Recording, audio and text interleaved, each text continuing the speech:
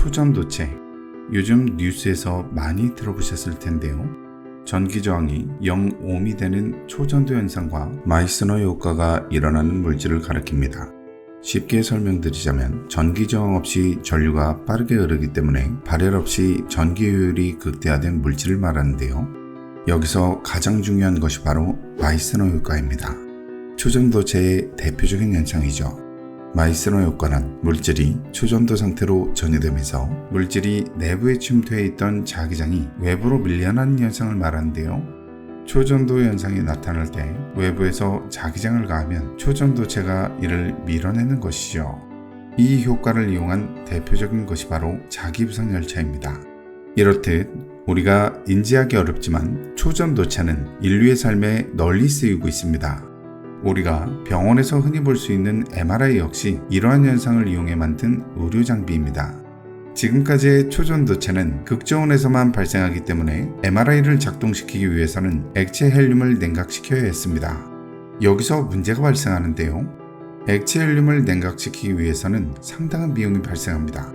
그래서 MRI의 비용이 상당히 높았던 것이죠.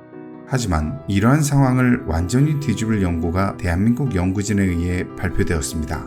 지난 7월 22일 오후 4시 최초의 상온상합 초전도체라는 논문이 논문 저장 사이트인 아카이브에 올라옵니다. 이 논문은 세상을 발칵 뒤집어 놓습니다. 먼저 상온상합 운영 조건이 파격적입니다. 기존 고온 초전도체의 임계온도는 133K, 하지만 이 논문이 주장하는 임계온도는 400K로 기존 수치를 훌쩍 뛰어넘습니다. 게다가 제조 공정이 말도 안 되게 간단합니다. 라나카이트 및 인화구리 두 재료를 가루로 만들어서 1:1 몰 비율로 섞고 고진공에서 고온으로 가열하기만 하면 되죠. 이 연구가 사실로 밝혀진다면 인류 역사상 최대 발명이자 게임 체인저가 될 것은 분명합니다. 대한민국이 세상을 뒤집어 놓을 것은 물론이고 세계 최강국이 될지도 모릅니다. 지금부터 상온 초전도체가 왜 인류 역사상 최대의 발명이 될지 함께 알아보겠습니다. 지금 바로 가시죠.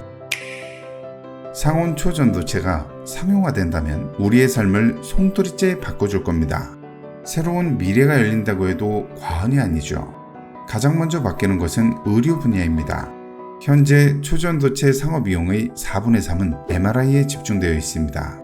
앞서 말씀드렸다시피 MRI를 이용하려면 극저온 상태를 유지해야 하기 때문에 상당한 비용이 발생하게 되는데요. 상온 초전도체는 이 비용을 모두 없애주죠. 움직이지 않는 연조직으로 된 장기를 촬영하는데 특화되었기 때문에 우리 몸의 이상을 알아내는데 용이했지만 워낙에 비싸서 이용하기 어려웠던 MRI를 엑스레이처럼 찍는 세상이 오게 될 겁니다. 그만큼 병을 인지하지 못해서 방치하거나 고비용 때문에 검사를 미루는 상황이 없어질 겁니다.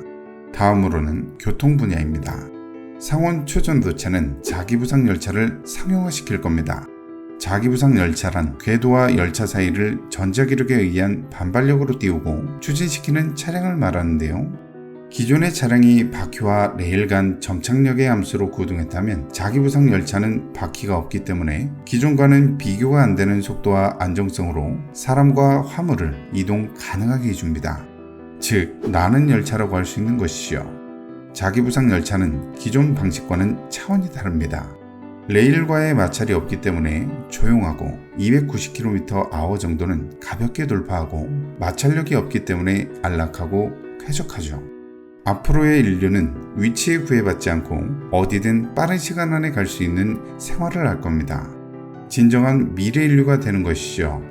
지금까지는 기존의 초전도체 방식을 활용했기 때문에 상용화되기가 어려웠지만 상온 초전도체 방식을 도입한다면 우리 삶에 널리 쓰이게 될 겁니다. 먼 곳을 향하는 교통수단이 바뀌었다면 짧은 거리에 활용할 새로운 교통수단도 알아봐야겠죠. 혹시 영화 백투더퓨처를 보셨나요? 백투더퓨처에 호버보드라는 탈 것이 나오는데요. 반중력 기술로 지상에 떠서 움직이는 가상 스케이트보드이죠. 상온 초전도체를 이용하면 호버보드는 영화 속 상상이 아닌 우리의 현실로 다가올지 모릅니다. 영화를 보면서 꼭 한번 타보고 싶다고 생각했었는데 그 바람이 실제로 이루어질지도 모르겠네요. 다음으로는 핵융합 분야입니다. 이제 핵융합 발전의 경제성이 크게 올라갑니다. 핵융합 발전은 핵융합을 통해 전력을 생산하는 기술인데 현재까지 인류가 구현 가능한 방식 중 가장 이상적인 발전 방식이라고 평가받습니다. 하지만 발열로 인한 냉각 문제는 아직까지 해결하지 못하고 있는데요. 발열이 사라진다면 쉽게 전자기 응축이나 아크가열식 핵융합 폭탄의 생산이 쉬워져 군사적 사용을 넘어 우주선 추진체로도 사용이 가능합니다. 상온 초전도체로 인해 핵융합 모듈의 소형화가 가능해지는 것이죠. 마지막으로는 양자 컴퓨터 분야입니다. 양자 컴퓨터란 양자 얽힘, 중첩, 텔레포테이션 등의 효과를 이용해 계산하는 컴퓨터를 말하는데요. 기존 컴퓨터는 0과 1만 구별할 수 있었다면 양자 컴퓨터는 0과 1을 동시에 공존시킬 수 있기 때문에 기존 컴퓨터보다 빠르게 문제를 해결할 수 있죠. 이론적으로 살펴봤을 때는 현존 최고의 슈퍼컴퓨터가 수백 년 걸려도 풀지 못하는 문제를 양자 컴퓨터는 몇 초 만에 풀 수 있습니다. 컴퓨터가 20세기 후반 처음 등장해 인류의 삶을 송두리째 바꿨던 것처럼 양자 컴퓨터는 인류의 삶을 기존과 비교도 못할 정도로 바꿀 겁니다. 이 기술을 손에 넣는 국가가 향후 세계를 지배할 것이라는 말까지 있죠. 실제로 미국 대통령 조 바이든은 중국의 양자 기술을 제재하라는 행정명령을 내리기도 했었죠. 지금까지 상온 초전도체가 상용화됐을 때 바뀌게 될 미래에 대해 말씀드렸습니다. 하지만 그 내용의 10분의 1도 말씀드리지 못했습니다. 그만큼 상온 초전도체는 우리의 삶의 많은 부분을 바꿔줄 겁니다. 마치 증기기관을 처음 발견했을 때의 인류와 불을 처음 발견했을 때의 인류처럼 말이죠.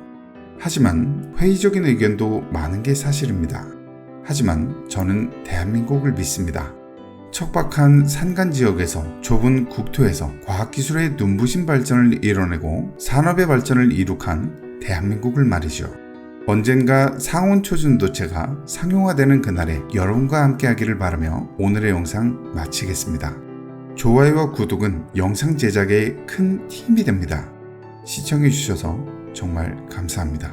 지금까지 우주곰들이었습니다.